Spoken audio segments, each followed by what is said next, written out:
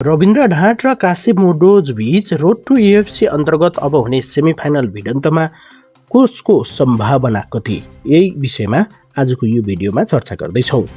नेपाली खेलकुद इतिहासकै सबैभन्दा महत्त्वपूर्ण अन्तर्राष्ट्रिय फाइटमध्ये एक आउँदैछ। नेपालको प्रतिनिधित्व गर्दै रविन्द्र ढाँट र न्युजिल्यान्डका अपराजित फाइटर काशिप मुडोज बीच रोड टु यूएफसीको सेमिफाइनल भिडन्त अगस्त 28मा हुँदैछ। यो केवल एउटा फाइट मात्र होइन, यो यूएफसीको ढोका खोल्ने अवसर हो। जित्ने फाइटर यूएफसी सम्झौताबाट केवल एक कदम टाढा हुनेछ भने हार्ने फाइटरको सपना तत्कालका लागि रोकिनेछ।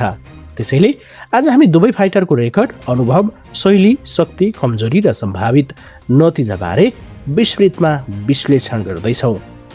नेपालसँग चर्चित एमएमए फाइटर रविन्द्र ढाँट छन्। ढाँट अहिले अन्तर्राष्ट्रिय मञ्चमा नेपालको झण्डा फहराइरहेका छन्। उनको व्यावसायिक रेकर्ड 10 जित र 1 हारको रहेको छ। अझ रोचक कुरा के छ भने उनका 8 जित नकआउटबाट वा टेक्निकल नकआउटबाट आएका छन्। यसले स्पष्ट देखाउँछ कि रविन्द्र ढाँटसँग असाधारण स्ट्राइकिङ पावर छ। उनी फाइटलाई लामो समयसम्म लैजानुभन्दा अवसर पाउने बित्तिकै प्रतिद्वन्द्वीलाई समाप्त गर्न रुचाउँछन्।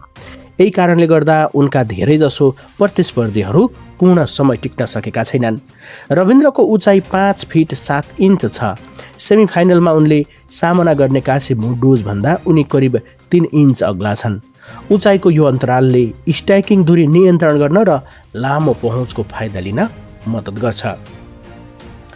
काशिप मुडोजको विषयमा कुरा गरौँ। न्युजिल्यान्डका 25 वर्षीय यी फाइटर अहिलेसम्म व्यावसायिक एमएमए करियरमा अपराजित छन्।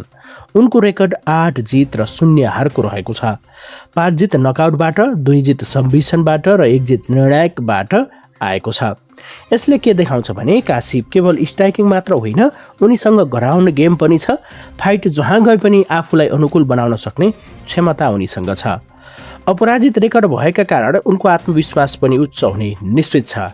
उनले अहिलेसम्म हारको पीडा अनुभव गरेका छैनन् र त्यसले मानसिक रूपमा थप बलियो बनाएको हुन सक्छ। कागजमा हेर्दा रविन्द्रसँग 11 व्यावसायिक फाइटको अनुभव छ भने काशिपसँग 8 फाइटको। यस हिसाबले अनुभवको मामिलामा रविन्द्र केही अगाडि देखिन्छन्।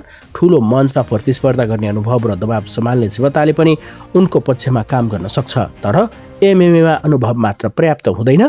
फाइटको दिन कसले राम्रो प्रदर्शन गर्छ भन्ने कुरा सबैभन्दा महत्त्वपूर्ण हुन्छ।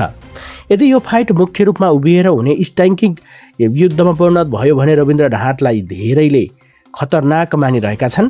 उनको केओ प्रतिशत निकै उच्च छ। 8वटा केओ टिकेओ जित कुनै सामान्य उपलब्धि होइन। एक सही प्रहारले फाइटको दिशा नै परिवर्तन गर्न सक्छन् उनले। त्यसैले काशिपले रविन्द्रको पावरलाई सावधान रहनेछन्। रविन्द्रको पावरबाट उनी ग्राउन्ड गेम हो भने काशिप मुडोजका 2वटा सबमिसन जित्छन्। उनले यसैले उनीसँग ग्राउन्ड फाइटिङको राम्रो आधार रहेको सङ्केत दिन्छ। यदि उनले फाइटलाई भुइँमा लैजान सक्यो भने रविन्द्रलाई चुनौती दिन सक्छन्। तर ग्राउन्ड गेम भए पनि रविन्द्र कमजोर छैनन्, किनकि यसभन्दा अघिका फाइटर किम्बोट अलिटोजोनलाई उनले ग्राउन्ड गेम मार्फत नै हराएका थिए। रविन्द्र पनि आफ्नो करियरमा ग्राउन्ड गेम सुधार गर्दै पनि आएका छन् र अहिले पहिलेभन्दा धेरै सन्तुलित फाइटर बनेका छन्। यो फाइटमा एउटा रोचक पक्ष मानसिक दबाव पनि हो। नेपालभरिका समर्थकहरूको ध्यान र आशा रविन्द्रमाथि केन्द्रित छ। देशको प्रतिनिधित्व गर्नु आफैमा ठुलो जिम्मेवारी हो। अर्कोतर्फ काशिप अपराजित रेकर्ड जोगाउने दबावमा छन्। एउटा हारले उनको 0 हारको रेकर्ड समाप्त हुनेछ। त्यसैले दुवै फाइटर फरक प्रकारको दबावमा रहनेछन्। रविन्द्रको रणनीति सुरुदेखि नै आक्रामक भएर स्ट्राइकिङमा दबाव सिर्जना गर्ने हुनसक्छ। उनले दूरी कायम राख्दै आफ्नो पावर प्रयोग गर्न खोज्नेछन्। काशिपले भने फाइटको गति नियन्त्रण गर्दै अवसर खोज्न सक्छन्। यदि उनी फाइटलाई ग्राउन्डमा लैजान सफल भयो भने रविन्द्रलाई कठिन परीक्षा दिन सक्छन्। कागजी तथ्याङ्क हेर्दा यो फाइट अत्यन्तै प्रतिस्पर्धात्मक देखिन्छ। रविन्द्रसँग बढी अनुभव, बढी नकआउट र शक्ति अनि उचाइ पनि छ। काशिपसँग अपराजित रेकर्ड, युवा उमेर र सन्तुलित फाइटिङ शैली छ। त्यसैले यो फाइट कुनै एकतर्फी हुने सम्भावना कम देखिन्छ। हामीले विश्लेषण गर्दा रविन्द्र ढाँटले जित्ने सम्भावना 55% छ भने काशिप मुडोजले जित्ने सम्भावना 45% छ। तर एमएमए संसारको सबैभन्दा अप्रत्याशित खेलमध्ये एक हो। एउटा पञ्च, एउटा किक वा एउटा सबमिसन प्रयासले केही सेकेन्डमै सम्पूर्ण खेल बदल्न सक्छ। त्यसैले अगस्त 28मा हुने यो भिडन्त नेपाली एमएमए समर्थकका लागि अवश्य हेर्नुपर्ने फाइट बन्नेछ।